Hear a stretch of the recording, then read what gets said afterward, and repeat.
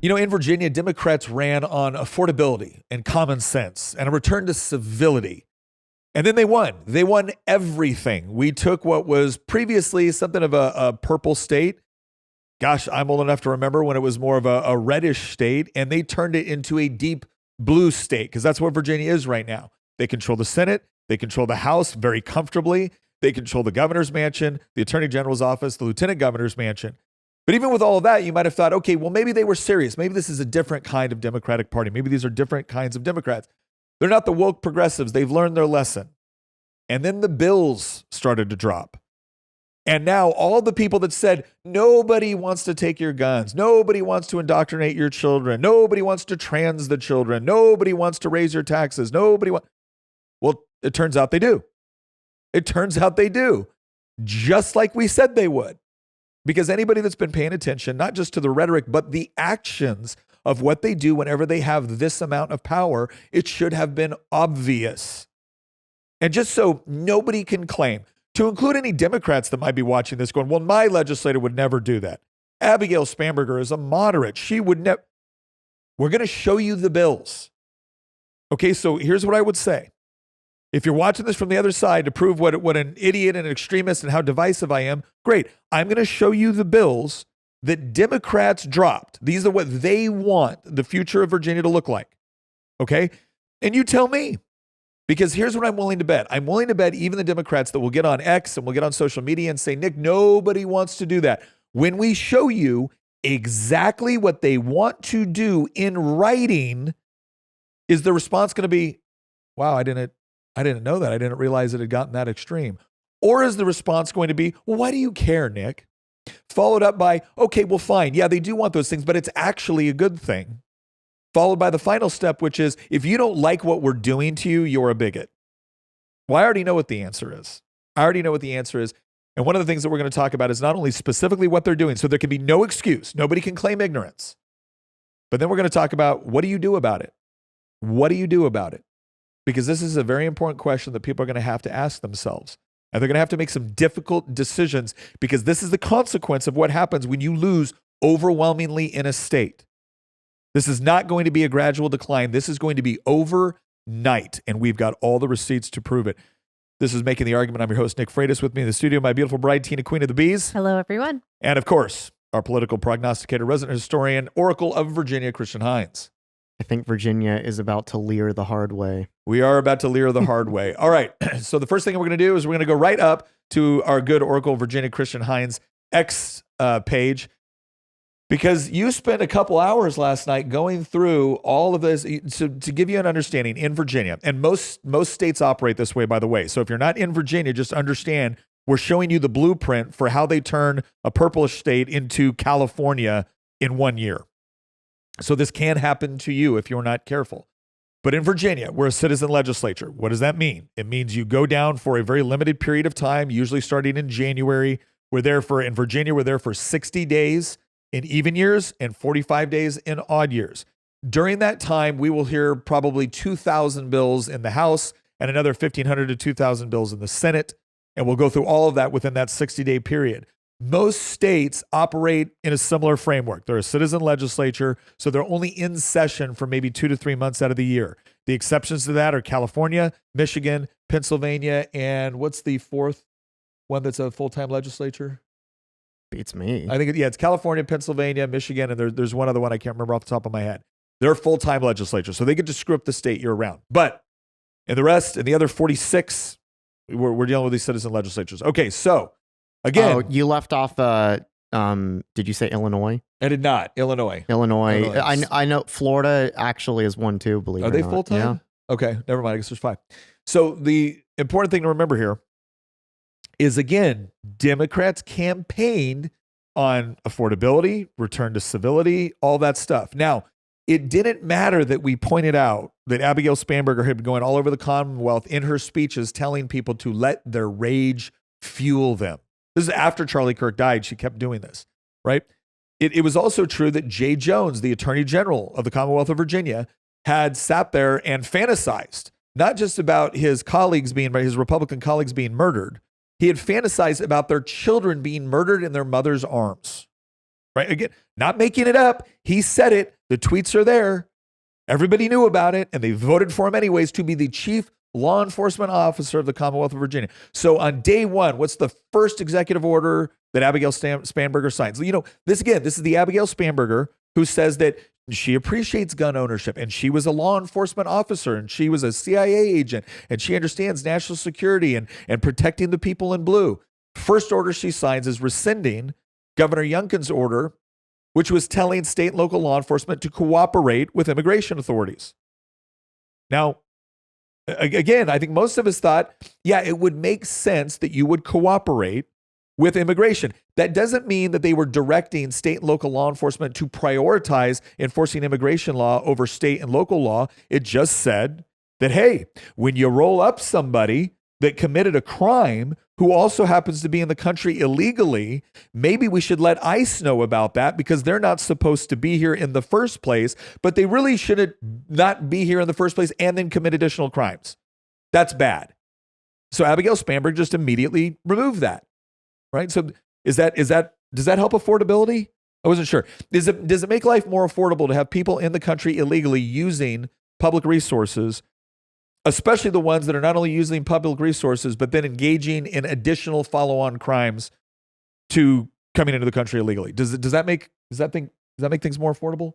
I don't think it does, but apparently it does. Apparently having an MS-13 gang member from El Salvador in Northern Virginia, using schools, using healthcare, using public resources, fraudulently using welfare payments, and then running criminal enterprises at the same time. That is the key to affordability. And being protected from deportation. That is the key to affordability. That's what you want. It actually is, if you think about it. Think about how expensive it would be for him to do those things without government assistance.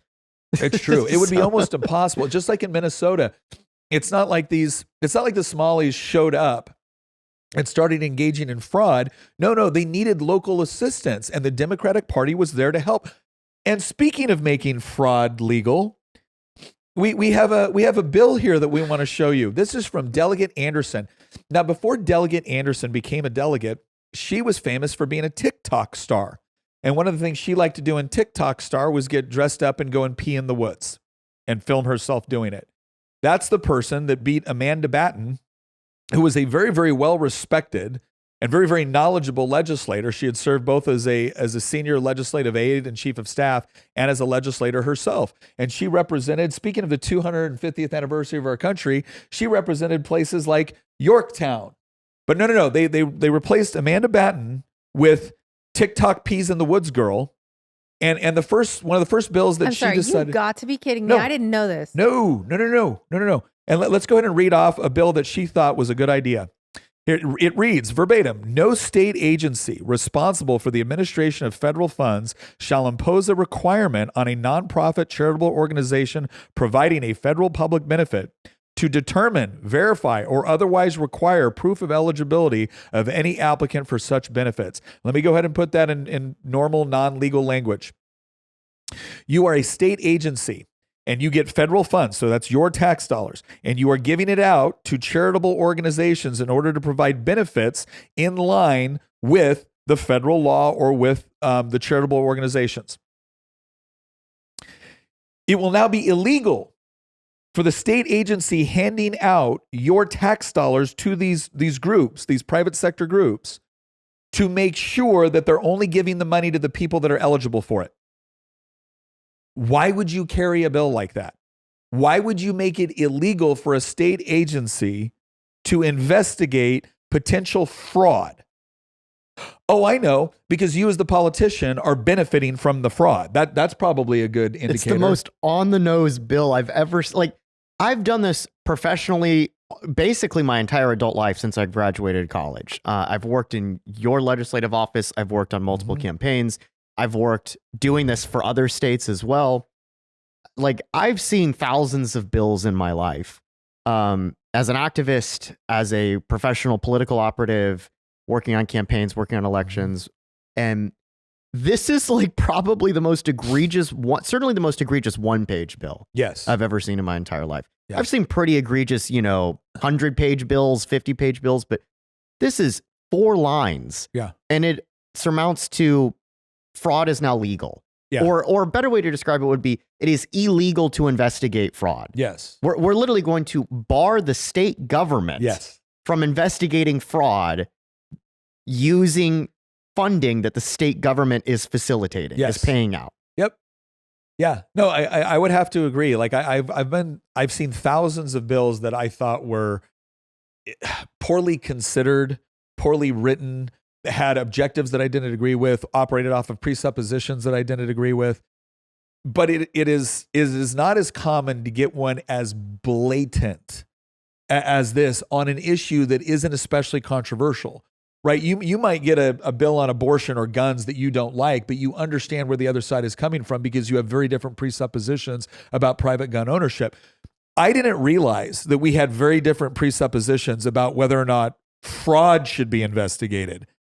Right, that's the presupposition that is in question here. It's whether or not the state should be allowed to investigate, and not even that, just require. Say, hey, before we give you this money, we have all these charitable organizations that want money, your tax dollars, that want money in order to engage in this charitable activity.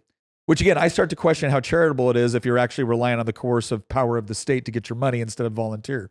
But I go, like, let's say I have 5 agencies, and 4 of these agencies are doing a great job making sure that the only people that get your tax dollars are the ones that actually need it and that qualify for it. And one of them is not doing any of that. Let's say one of them, just off the top of my head, let's say one of them is running a daycare center, right? A leering center, if you will. And they have literally misspelled learning on the front of the center, and they're getting hundreds of thousands, if not millions, of your tax dollars to essentially leer children. Okay?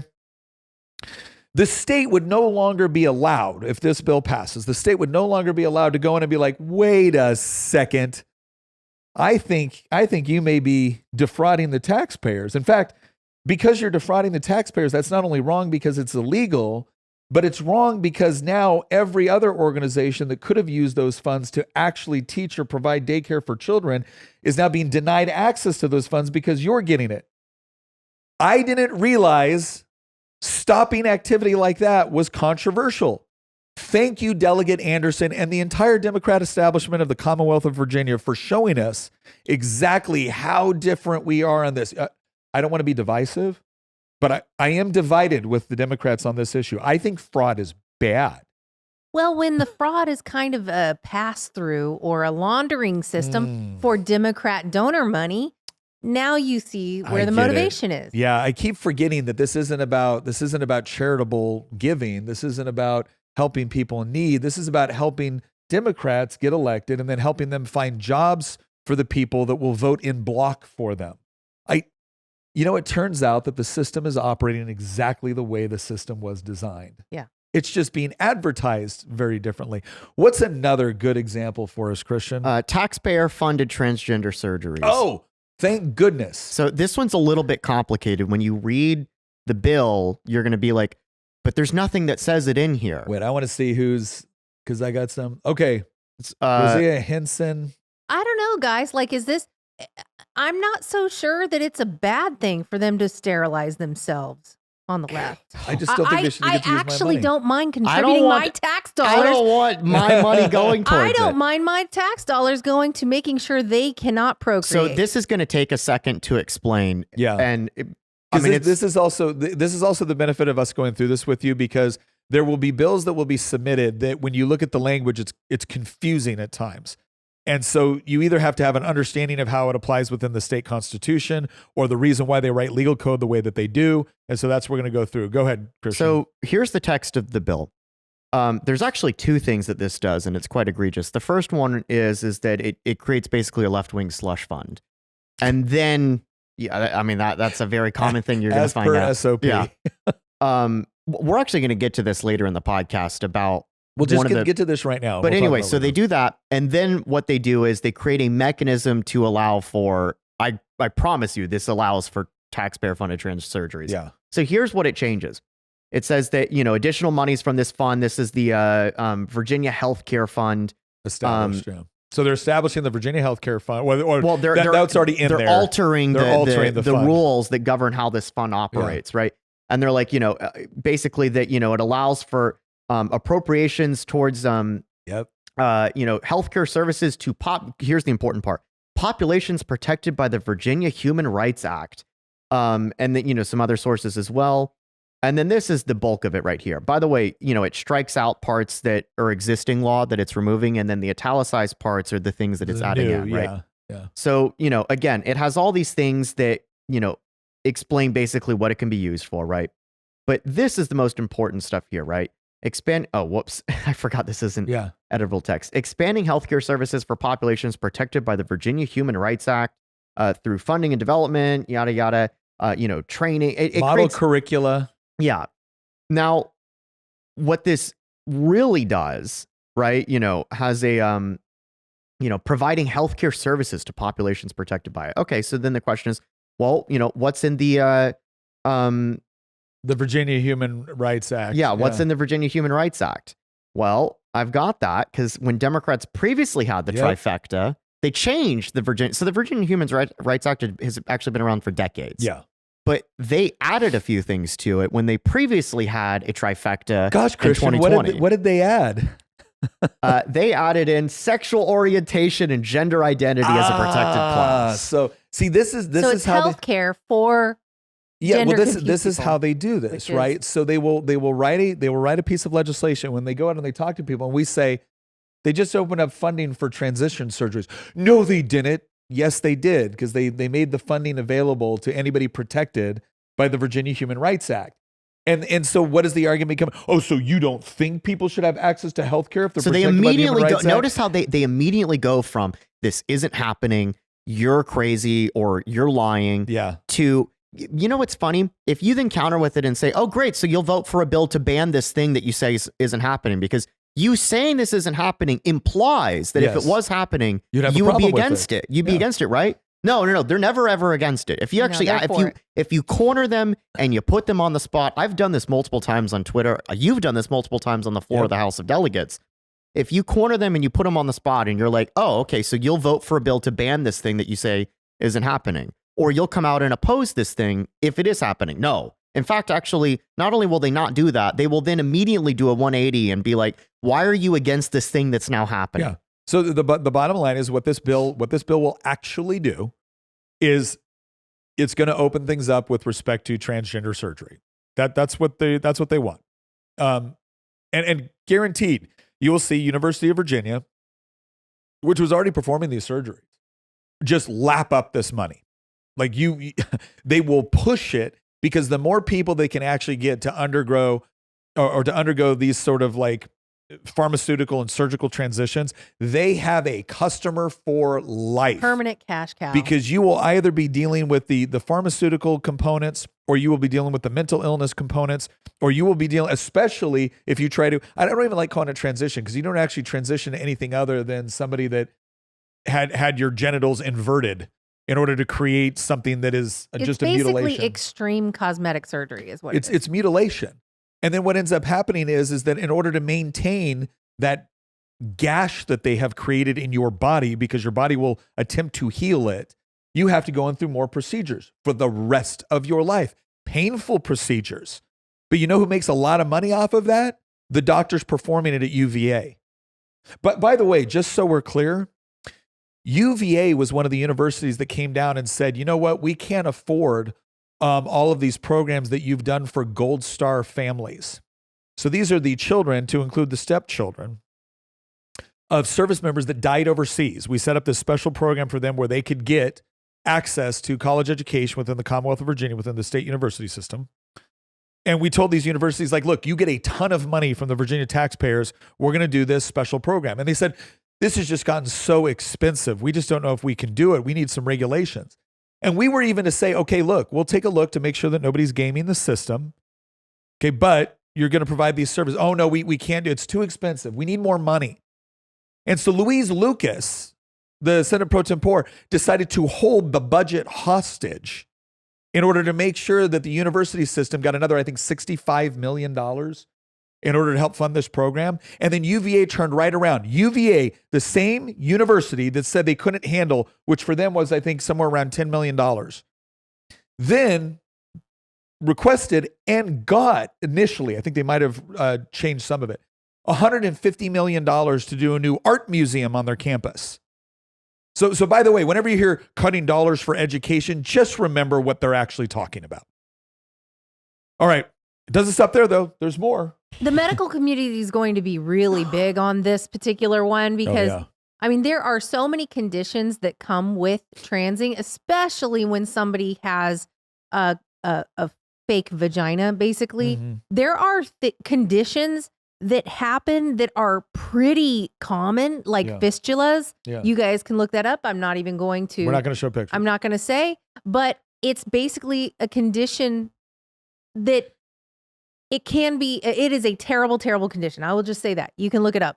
But things like that happen as a result of these surgeries. So it's kind of like when a drug has a terrible, terrible side effect and you can't really hold the drug companies responsible for it. Yeah. I mean, I'm wondering, when are we going to have these class action lawsuits against these because these medical providers are not providing it's not informed consent. Yeah. They're not informing you that this could really happen to you. But by the way, I want to point something out because I mentioned this on a podcast on Tuesday where one of the bills, the constitutional amendments they had was the reproductive rights enshrined into the Constitution.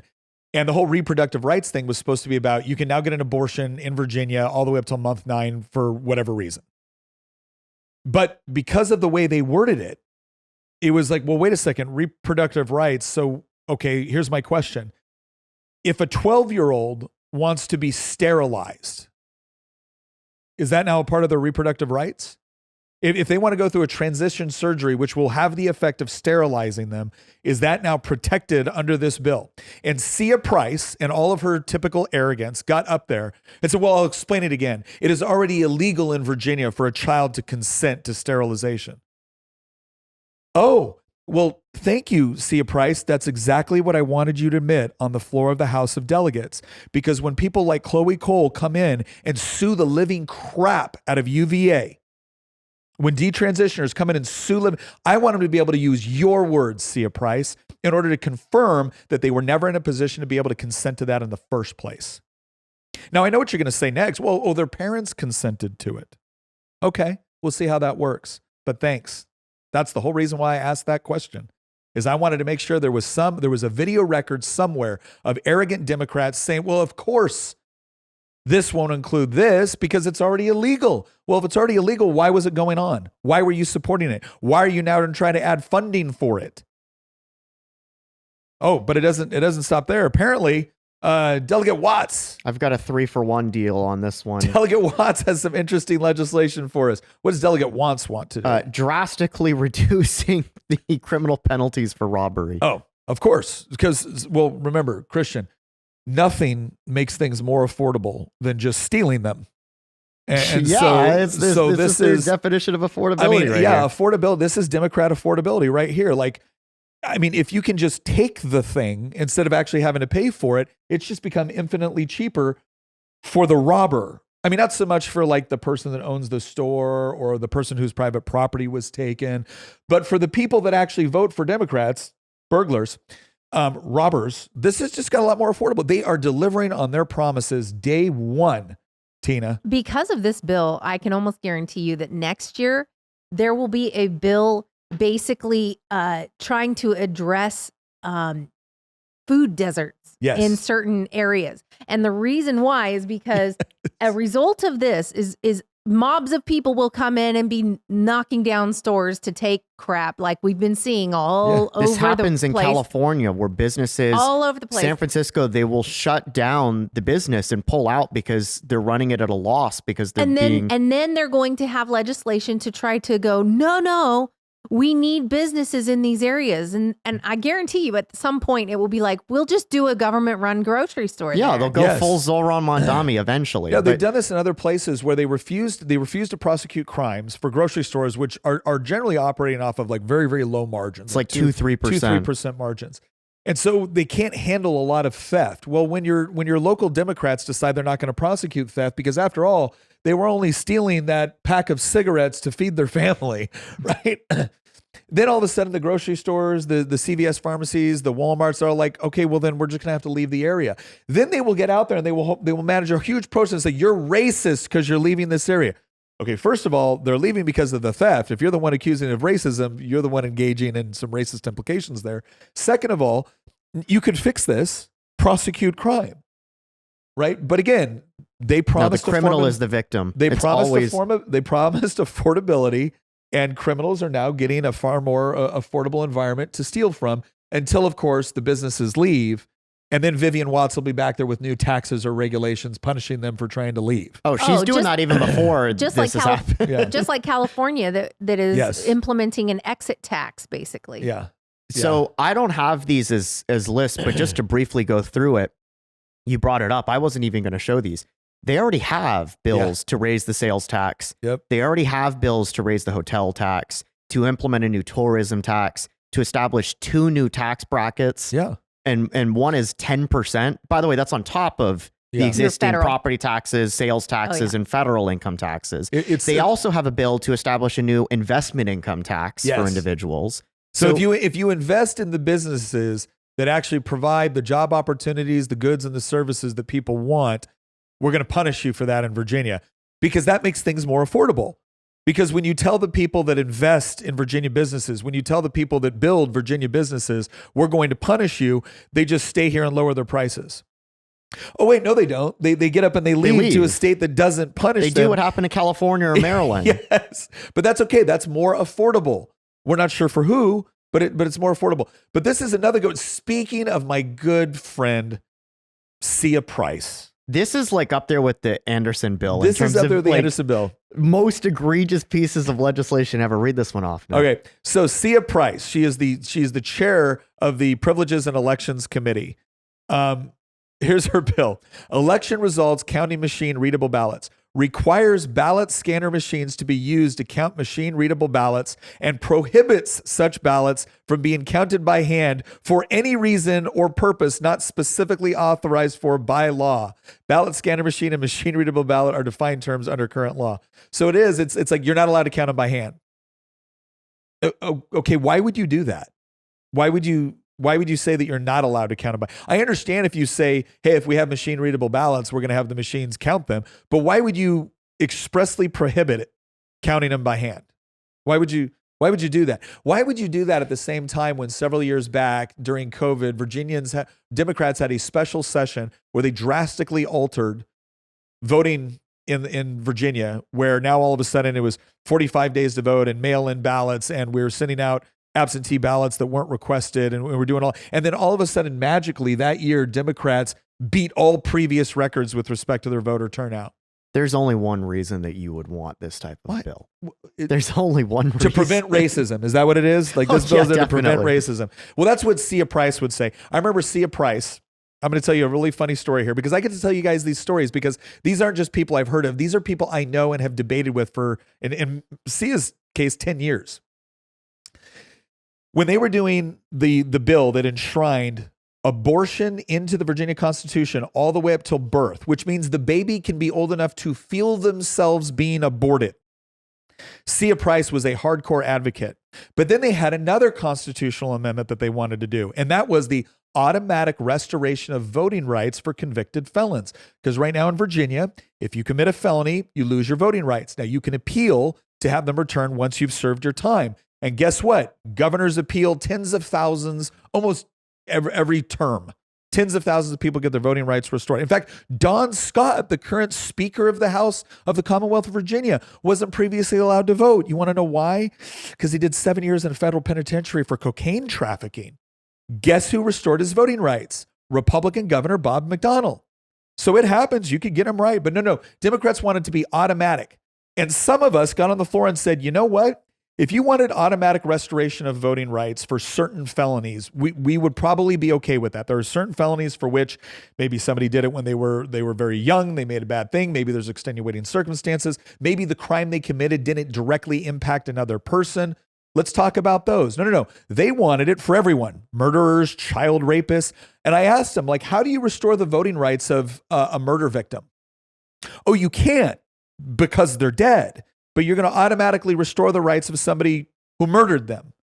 So let me get this straight, because Sia Price got up there. I kid you not. Sia Price got up there and said, I am a Bible scholar. Now, I don't know what coloring book version of the Bible she's a scholar of, but she got up there and lectured, I am a Bible scholar. I am an ordained minister. And you guys have no compassion. You need to read your Bibles. Like, so let me get this straight. The part in the Bible where I read that we're all created in the image of God, and the part where I read that God knit us together in our mother's womb, that shouldn't influence any of my decisions on whether or not you can kill babies through all 9 months of pregnancy. But when I have some questions about whether or not child rapists should automatically get their voting rights back, that's when you've decided I'm not a real Christian? That's the sort of, this is why when I see somebody on the left like this, saying like, oh, I'm an ordained minister, I'm like, of what? That's just a grift for some folks. Of what? But here it is. It's not good enough. It's not good enough to do all the other stuff Sia wants to do. Sia also wants to make sure you cannot hand count ballots. Okay, well, that sounds not shady at all. Do we got another one here? Yeah. All right. I like to call this the Somali daycare fraud pilot program. Early childhood care education, home-based child care providers, startup grants, pilot program established. Okay. Establishes the home-based child care provider startup grants pilot program whereby funds are provided to the child care aware of Virginia to work in conjunction with the public and private partners enumerated in the bill in order to expand the supply of licensed home-based child care providers in the Commonwealth, promote the safety of license, blah, blah, blah, blah, blah, blah, blah. All right. So again, we got another fund for this sort of stuff at the same time. So Shelley, again, I know Shelley's doing this to expand home daycare at the same licensed home daycare, by the way. They don't want more churches. They do not want more churches doing daycare. They're very adamant about that. They'd love to make the churches obligated to the state in order to do home daycare. But they do want to do this at the same time that Delegate Anderson has this thing going, state agencies are not allowed to investigate fraud for any of the federal funds that can be used for this. Anybody that's going to be part of the, again, what I'm calling the Somali daycare fraud pilot program is not... There's going to be no requirement for you to verify that the people that are actually going to be receiving the funding that you're going to get from this. Not if it's federal funds. Christian, I think that's how you can start paying for your mortgage. I said right before we started. You need to establish a Leering Center of Culpeper. So, on that front, conservatives at some point need to start entertaining the idea of do we just intentionally, collectively as a whole, all game the system in order to fix the system? That's something that maybe we'll have to debate when we get to the end of the podcast. Delegate Watts, the same one that had the bill about, hey, it's legal to rob in Virginia now. She had a bill a while back that was going to make it mandatory that if you were operating a corporation within Virginia, you essentially had to have very specific DEI rules with respect to your corporate boards. So you had to have so much representation, and they were adding trans representation to corporate boards. Oh, I remember this debate. Right? And so I got up on the floor and I said, I did the whole Columbo thing, pardon me, I just got one more question. Just wish one more question.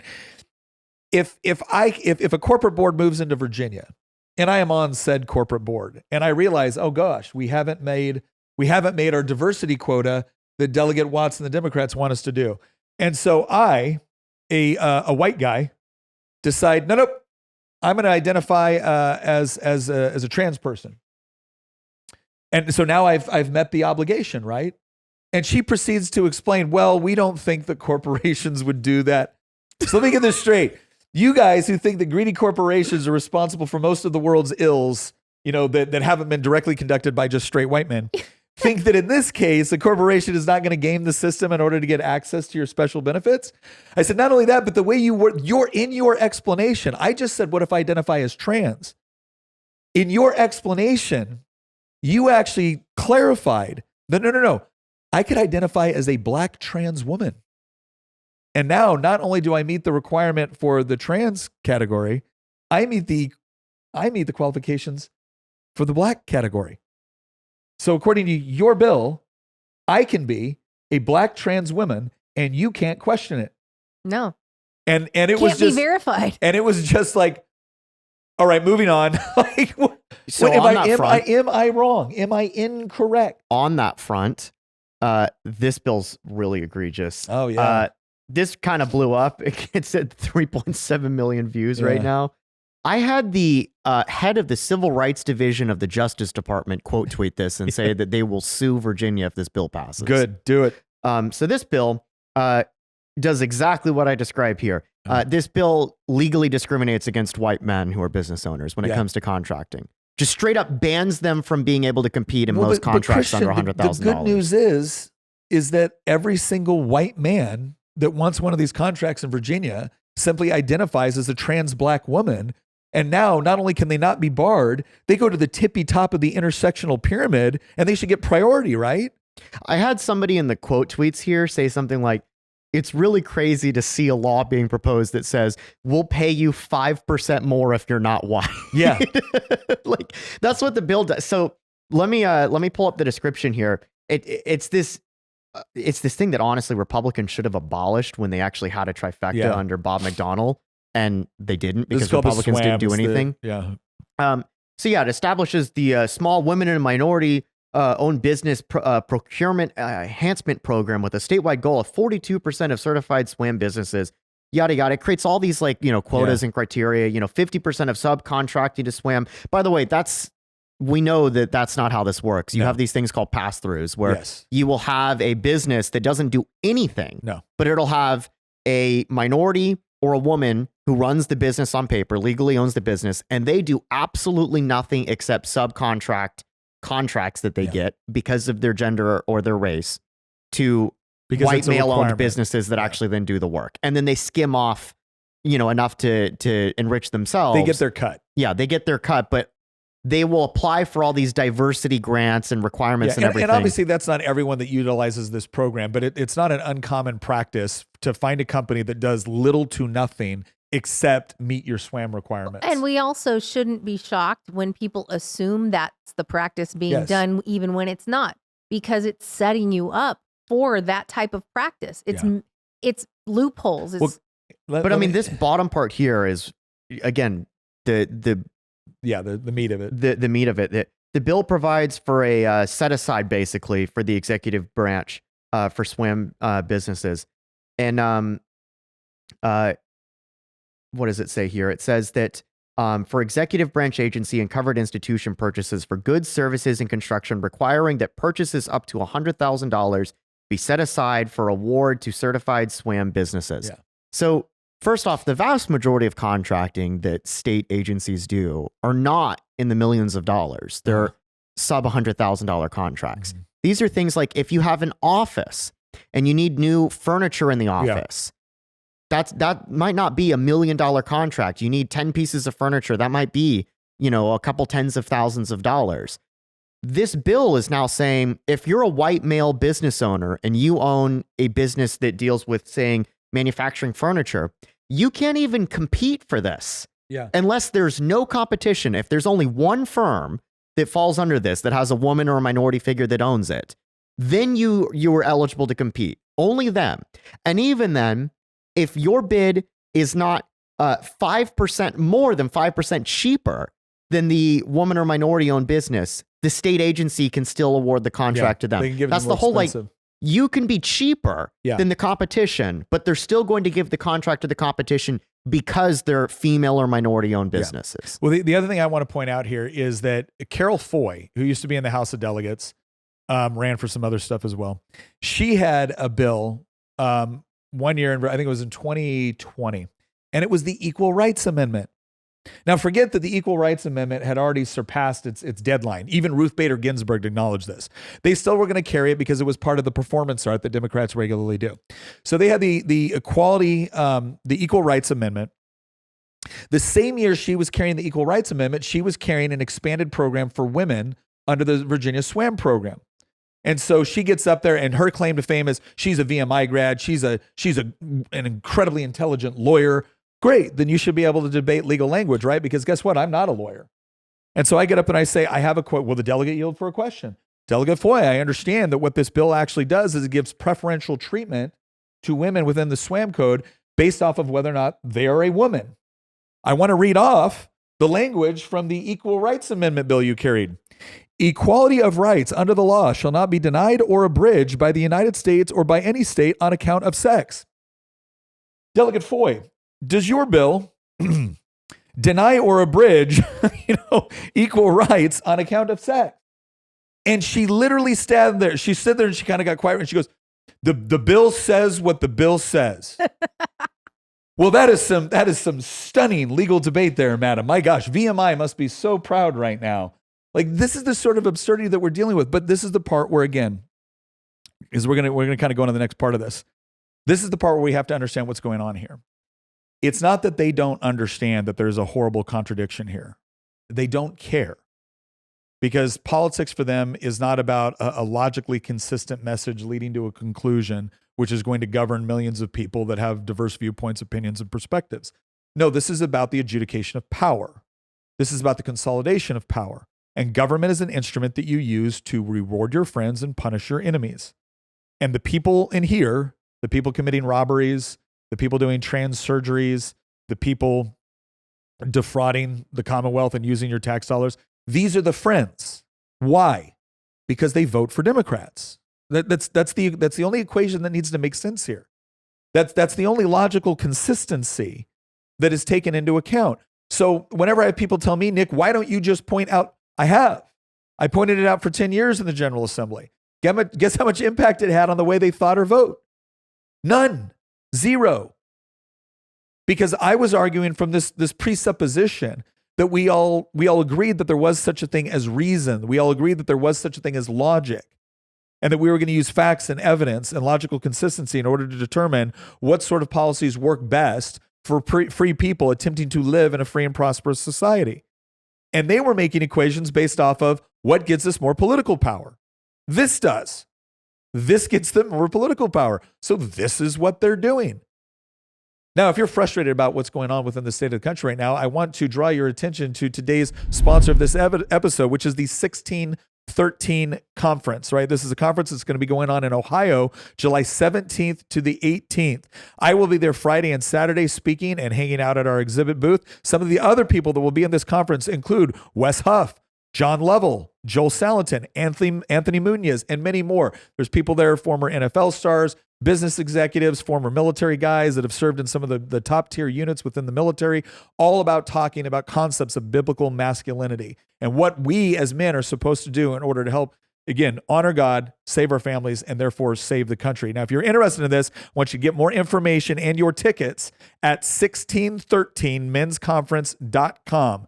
That's the number 1613mensconference.com. Go check that out. This is going to be an incredible event. Look, there's a lot of, I'm going to say this right now. There's a lot of young men out there that they know that they've been sold a bill of goods. They are looking for truth, and they are looking for an honorable cause to fight for. And if Christian men don't stand up and actually provide some direction on that, well, then they're going to get advice from somewhere else. And that's where things go very badly. So this is a huge opportunity to go along other like-minded men, to learn, to grow. Iron sharpens iron. Go check it out, 1613mensconference.com. I look forward to seeing you there. All right. Well, we've gone through some of the most absurd bills, and literally, Christian, go back to your X page and just you want me to scroll through? Just slowly scroll through so they can see that it's not just the 4 amendments I talked about on Tuesday's episode. It's not just the bills that we brought up here. Just scroll down. I'm going to read off some of these. One is a ban to clean up voter rolls.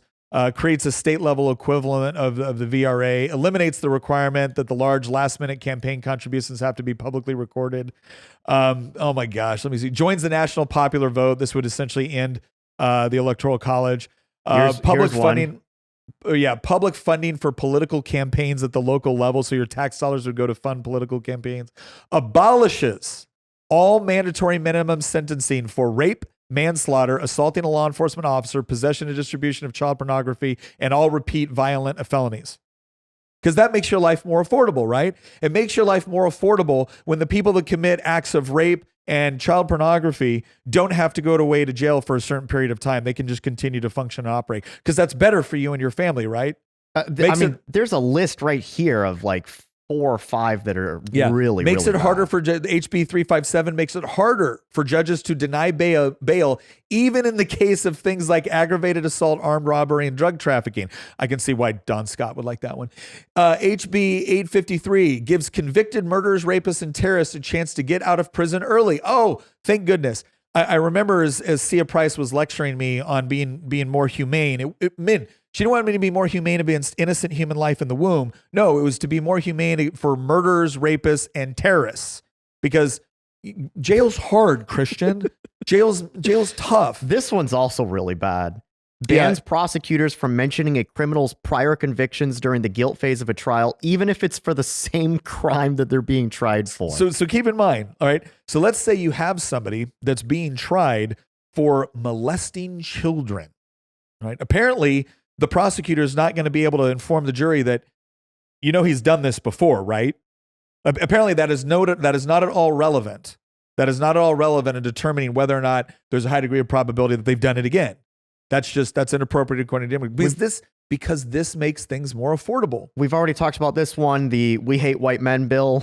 Yeah, the We Hate White Men bill. They have a couple bills to punish VMI because VMI adopted an anti-DEI policy. Yeah, they're going to change that. They also, by the way, guess who Abigail Spanberger appointed to the board of VMI? None other than former disgraced Governor Ralph Northam, because Ralph Northam was a VMI grad. In fact, see if you can find the picture from his VMI yearbook that Ralph Northam had. Now we don't know. Again, we don't know who's who. They're wearing a costume, so we don't know who's who in the picture. But this is who Abigail Spanberger appointed to the VMI board in order to make sure they do DEI correctly. Well, they copped to the blackface because they didn't want to say he was under the hood. But there's Ralph Northam. I'm almost positive he was actually under the hood. So which one of these? So Abigail, specifically, which one of these guys did you appoint to the board of VMI to oversee your DEI policies? Was the guy in blackface or the guy in the Klan hood? I guess we'll never know. Okay. Oh yeah, renames Columbus Day to Indigenous Peoples Day. Of course. Why wouldn't we do that? Dan Helmer has a bill to teach January 6th in schools from an explicitly left-wing perspective. Yes. So I want you all to understand something. I had a bill. And I even amended the bill. I had the amendment ready to go where I said, okay, we're going to have a day in our schools because we have a Victims of Communism Day, because it turns out communism murdered a lot of people in the 20th century and beyond. And so, okay, on Victims of Communism Day, we're actually going to have some instruction for our kids in the public school system. And Delegate Cohen, who likes to lecture us all on morality, Delegate Cohen said, well, how do you know this isn't even being done right now? I said, well, Delegate Cohen, because it isn't being done. And I think it would be appropriate. Well, no, answer the question. Well, I'm trying to, Delegate Cohen, but you keep interrupting because you're kind of a shrew. All right. The point is that on the day where we recognize all the victims of communism, maybe it would be a good idea for some instruction on the victims of communism. I even added fascism to it because I don't like either of them. But nope, our teachers didn't have enough time and this was completely unnecessary. But now we're going to have a leftist narrative about January 6th taught in schools. So we're not allowed to teach about the evils of communism or fascism in the schools, but we can teach about January 6th because after all, the only people that are actually fascists are anybody that watches Charlie Kirk, right? Okay, allows localities to adopt rent control measures. Oh, that's going to do a whole lot for affordability. That's going to be disastrous. Yeah, increases the sales tax in Northern Virginia, adds additional sales tax for home deliveries, raises the car tax for electric vehicles, and imposes new sales taxes for streaming service. I want to talk about this real quick, the raising the car tax for electric vehicles. Now, why would Democrats want to raise the taxes for electric vehicles? Because they hate Tesla. Because after all, weren't they the ones pushing all of this? Well, they might hate Tesla, but they were doing this before Elon bought X and everything else. Why? Because electric vehicles don't use gas, which means they're not paying the gas tax. But the Democrats want that money from the gas tax. So the Democrats have actually submitted bills in the same year where they subsidize you. They use tax dollars, they give you tax dollars to buy an electric vehicle, but then they tax you more for owning the electric vehicle because you're not paying gas taxes, which help pay for the roads. This is the world Democrats have created. But, and they list like a million other things that they're going to raise taxes on. Yeah. Imposes a new 7.75% tax on incomes over $1 million. Again, that's like we're taxing the rich. Oh, that's the low end because look at what happens with the next bill after that. Yeah. Creates two new tax brackets, one over 600,000 at 8% and another over 1 million at 10%. What this means is that if you are making $600,000 a year, and I wonder if it's filing jointly, because if you're making $600,000 a year and you live in Alexandria, you're comfortable, but you ain't rich, son. But now between state and federal taxes, you're going to be paying around 45% of your whole paycheck in taxes. But look, this is important. we need those taxes because we have to set up fraudulent daycares. And fraudulent daycares don't pay for themselves, people. Right. It requires you, the hardworking taxpayer, to make sure that the person engaging in fraud can A, not be investigated, and B, have the fruits of your labor. Because otherwise, how are no children going to be educated at the Leering Centers of Virginia?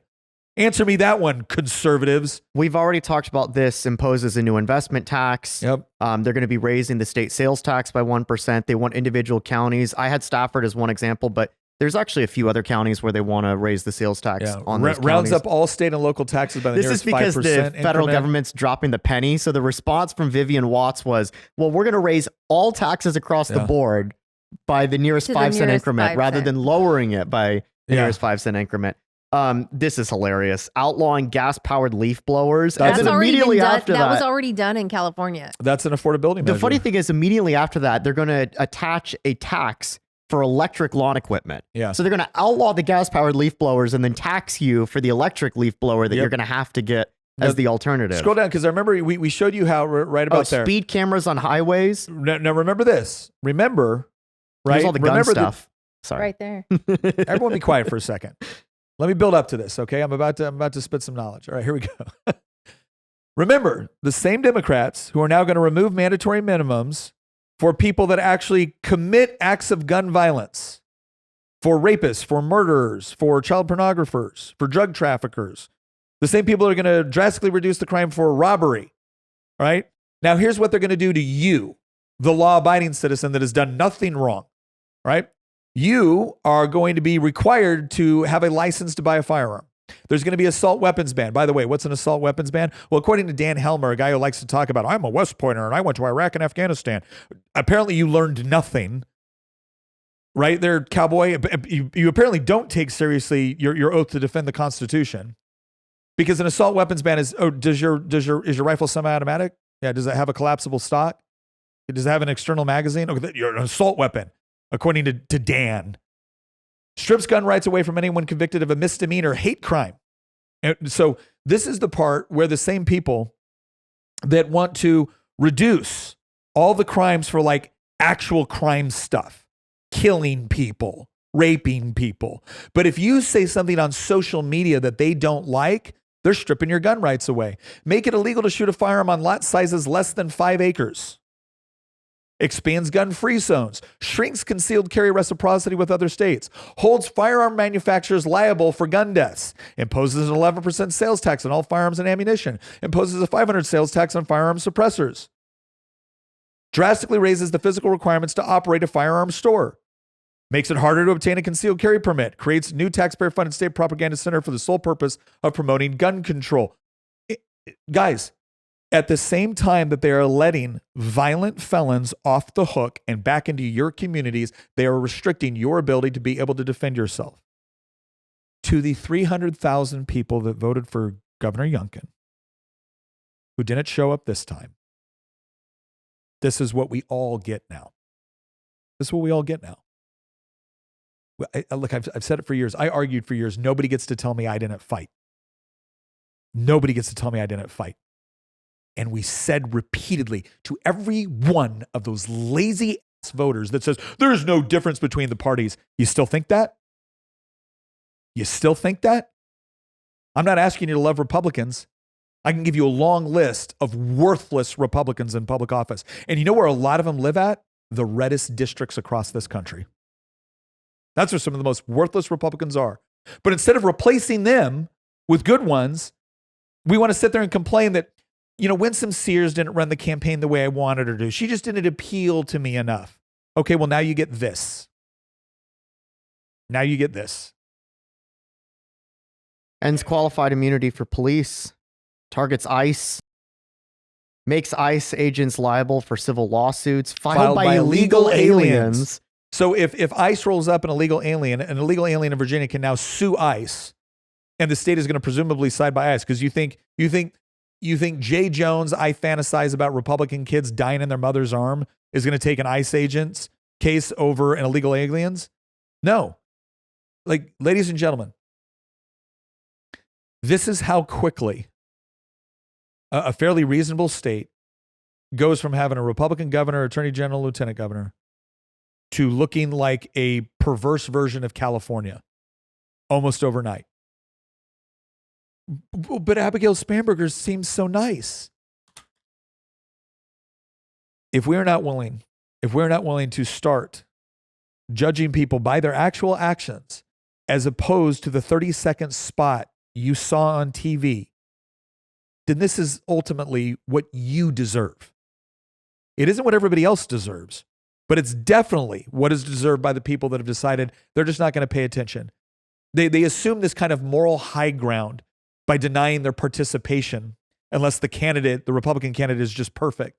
And meanwhile, Democrats show up in lockstep to vote for whoever the D is. Jay Jones is proof of this. You had Democrat friends and neighbors showing up to vote for Jay Jones, while Republicans were like, I'm a little upset about Winsome saying this one thing. I don't like the fact that Donald Trump used that word. They showed up, your friends and neighbors showed up for somebody that fantasized about Republican children dying in their mother's arms. And by the way, just so you understand this, I need you to fully grasp what this was. This wasn't him popping off with the remark about some distant Republican that he had never met. Jay Jones knows Todd Gilbert. He knows Jennifer Gilbert. He knows their children. He's seen them. He said hi to them. That's the man they elected. Stop pretending that all politicians are the same or the parties are exactly, there's no difference between the parties. Shut up. I am perfectly fine to talk about which Republicans we should get rid of.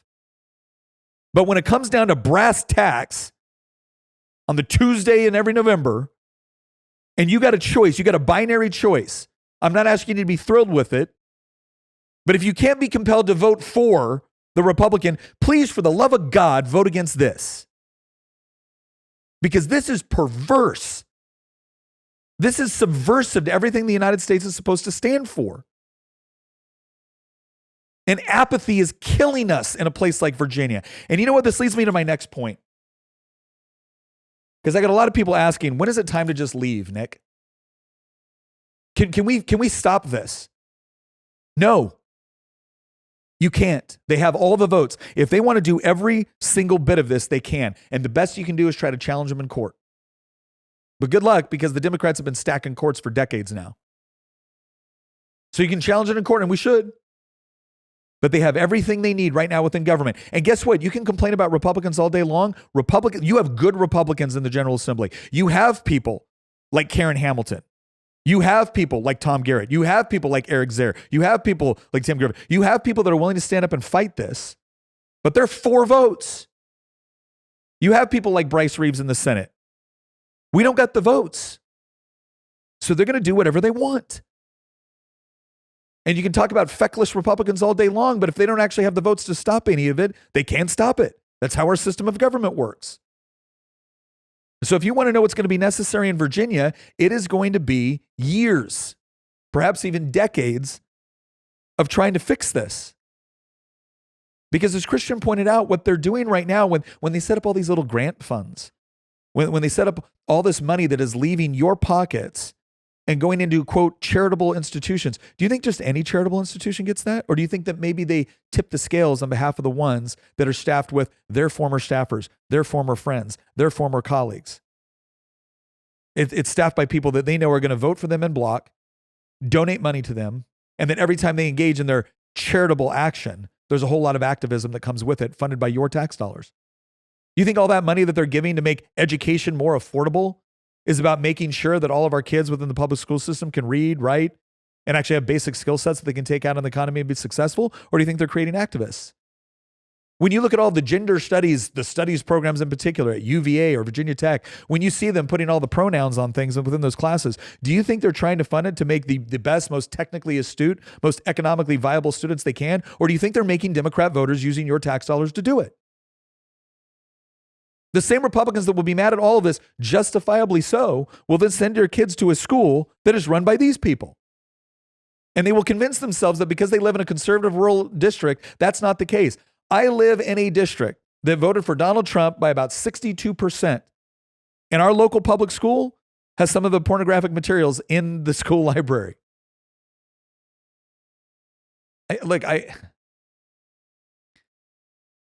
I don't know what else to say or do at this point. There comes a point where the gravity of the situation it is so extreme, but then the point where you could have done a lot about it has changed. It's past. And one of the most scary things about all of this is not the activist wing. Some of this is going to die. And I'll tell you why some of these bills are going to die and Democrats are going to kill them.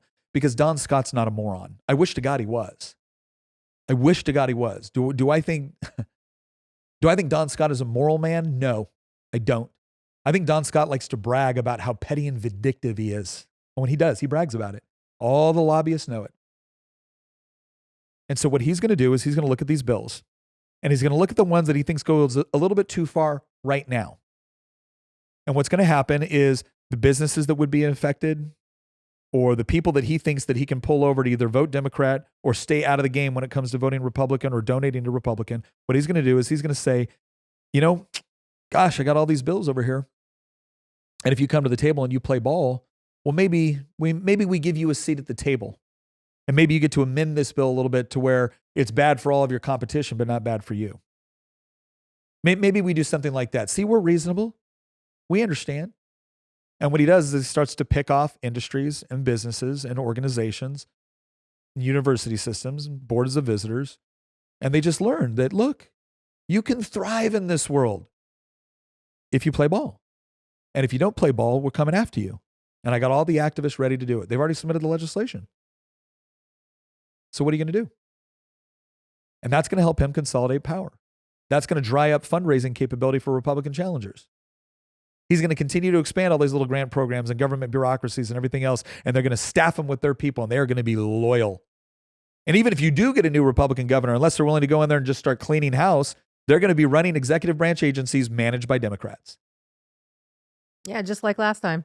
That's how this process works. Time, when we had the opportunity to make a dent in some things, Republicans were a little bit too like, oh, that's not the Virginia way. That's not the Virginia way. So look, I'm just going to be real honest with you. Virginia, here's what you need to do. I'm not saying we give up on Virginia, but you need to understand the fight that you're going into now. The fight that you're going into right now is going to be a generational one. Okay, because they're coming after your schools, your universities. They already had your schools and universities. They're just going to double down on everything they were doing before. Because the bottom line is Democrats don't have enough kids to win elections. So they have to import populations that they think they can manipulate into voting for them. Or they have to require you to hand over your children to them to be educated. Okay? And then that's why your kid comes home from school. It used to be your kids came home from college and you didn't understand what they're talking about. Now they come home from middle school and you don't even understand what they're talking about. Why? Because when you control the colleges, you control the licensing and accreditation for the public schools.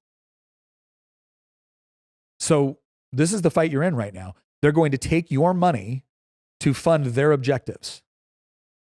A sizable portion. You think your tax dollars are going to police and healthcare and roads and education. No.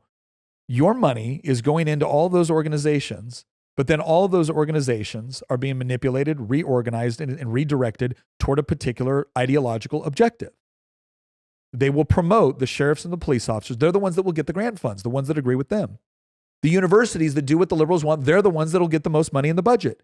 The public schools that do what they want, they will get the most money in the budget. Right? That's how this works. Reward your friends, punish your enemies. What ends up happening? Well, you get more friends and you get less enemies. So some people are going to come to the very logical conclusion that, you know what? I'm not going to allow my tax dollars to be used to destroy me in my efforts. And so you have to decide what the equilibrium is. Is the impact that you are having in order to try to change the Commonwealth of Virginia so significant that it offsets them using your money, your business, and your child to push their agenda? And if the answer is no, then it might be time to get up and leave and to deny them the resources that your presence provides them. Now, if you think you can fight and outweigh that, then do it. Then do it. By the way, you can fight for one state from another one. But make no mistake, anybody that is giving you the rose-colored glasses version of this in Virginia is not really paying attention. Because in part, they might look at individual bills or they might look at parties. I'm looking at the people. I know who's carrying these bills. I know the strategies they use to get them across. I know the marketing that they use. I know how the media lines up to help them. And I know how our own side also botches it up in the response. I remember sitting there when they were bringing in us into special session in order to push gerrymandering. And a lot of us said, why are we even here? We need to be here long enough to basically say this is garbage and then leave. And I watched. No. We've got to do the right thing. We've got to sit here and we got to stay here. Glenn Youngkin, no, you got to stay here and do the right thing. What was the right thing? Giving legitimacy to what they were doing? And then I remember it's like, well, no, Nick, we're going to expose it. How are you going to expose it? We're going to have a press conference. Okay, so we do the press conference. And not only do we have all of the Republican caucus there, but then we bring in the 5 Republican congressmen from Virginia. And the press lines up. And each one of them gets up and they give their bold proclamation about how this will not stand in Virginia. This is a violation of the Virginia Constitution. This is a violation of state law. They can't do it this way. This is wrong. This is bad. The people voted for a referendum and they're trying to overdo it in order to rig it. And every single question from the press was, well, isn't this just in response to Trump? Isn't this a response to Texas? Isn't this a response to Oklahoma? They didn't have any question about when Democrats have been doing this in New England. How about Illinois? You checked out the congressional districts there lately? Press didn't have any of those questions. And then they leave. And I asked the Republican caucus, I got a question for you. What do you think you got out of that? You think they're all going to go back and report in their papers, wow, Republicans make very strong constitutional points about why the Democrats are doing are illegal? No. What you could do is go onto social media and talk about it there. I even pointed it out. I said, you will get, I don't know, maybe 10,000 views on the articles that these guys produce. And out of those 10,000 views, what people are going to see is you're all idiots. Or you're intellectually dishonest because you don't mind Trump doing this. But then we'll do it on social media and we'll get 1 million views, 2 million views of us actually getting to explain our position the way we want it explained as opposed to through the filter of liberal media. So Republicans need to understand something. Your job right now in the General Assembly is to provide contrast. But I'm looking at some of the votes that Republicans are taking in committees. And I'm thinking, have you guys just given up? Republicans are going to be the ones voting for free school lunches for everybody? Free. Oh, because it sounds good, Nick. This is what the people... Are you going to draw a contrast between all of this stuff or not? So here's what I'll tell you to do. You need to look at the Republicans. You need to look at how they're voting. You need to look at whether or not they're carrying tough legislation. You need to look at whether or not they're getting about the floor and actually debating this stuff, or they're just sitting quietly. And the ones that are, reward them. Give them the support. Show all of the other Republicans that just want to sit there quietly on their hands so that none of their budget amendments go away, that will not be tolerated anymore. Replace those people with Republicans that are willing to fight. Organize your local committees in a way where you are going after and you are challenging every single board of supervisors. I don't care if it's the Planning Commission. I don't care if it's the Water and Soil Board. You're running people for all of it. Your sheriff and your Commonwealth attorneys races are going to be 2 of the most important that you have over the next several years. You want to know why? Because you're probably not taking back the House of Delegates next time around. Not after a 13-seat destruction. Was it 13 or 16? It was like 13. So you're going to have to do some building when it comes to the Senate and the House. You're going to have to do some building when it comes to statewide offices. But if you're electing a milquetoast sheriff or a milquetoast Commonwealth attorney in a deep red county, you're giving it away, man.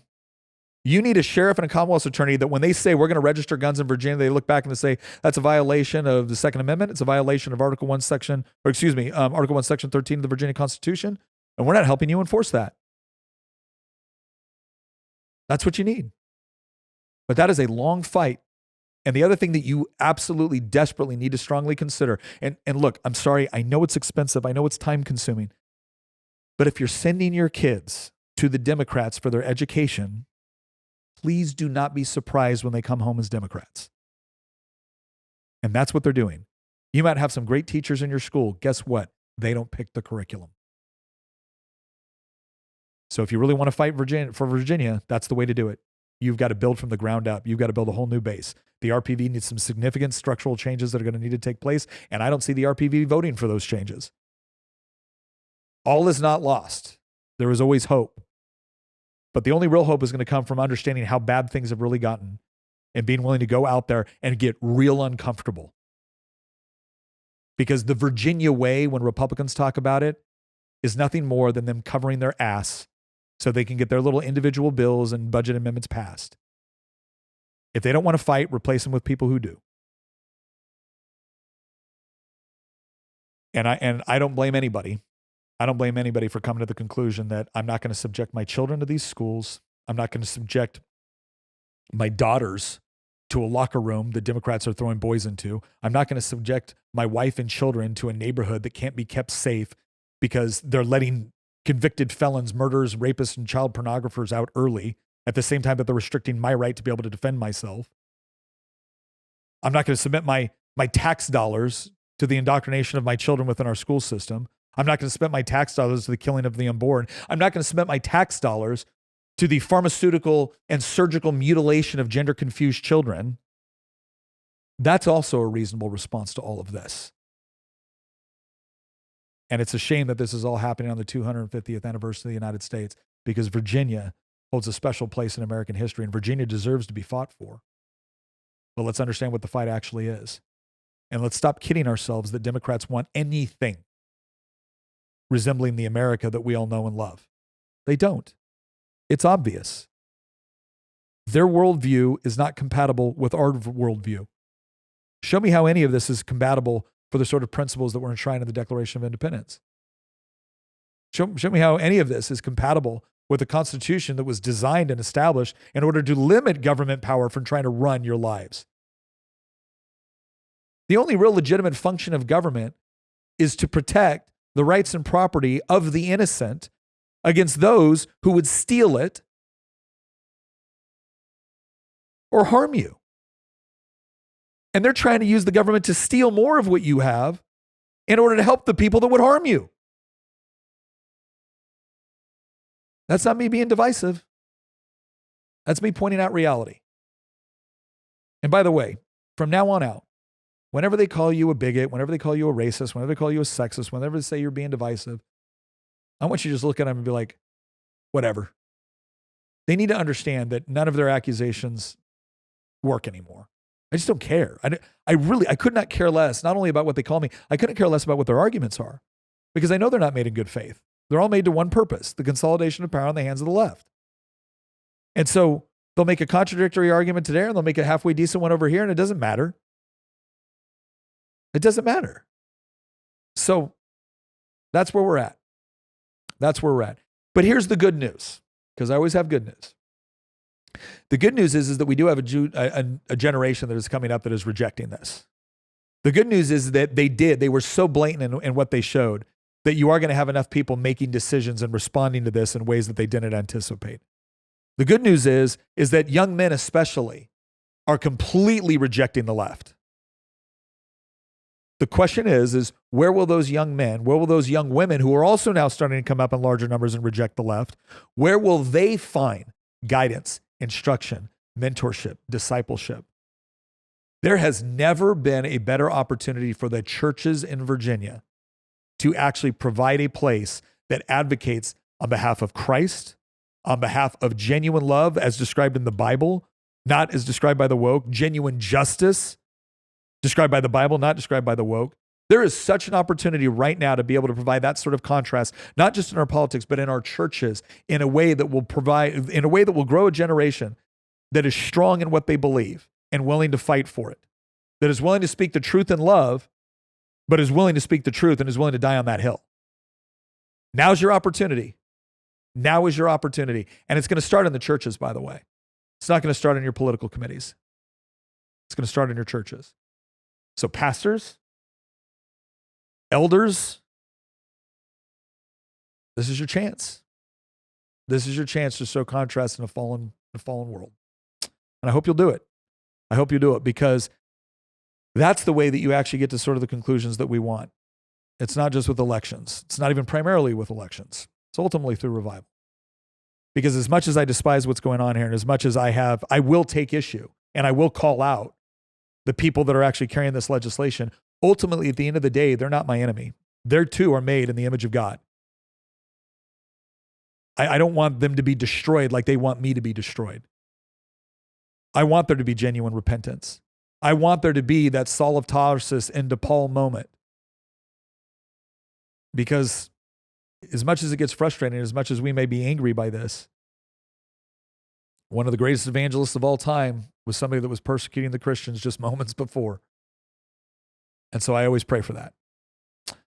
Once again, thank you very much for joining us on this episode. Let us know what you think. Also, if you'd like to join our community, go ahead and check out the link in the description. Not to mention the fact that Valentine's Day is coming up. Some of you might have noticed my rather snarky mug here that I got for me as a message and a compliment to my wife on Valentine's Day.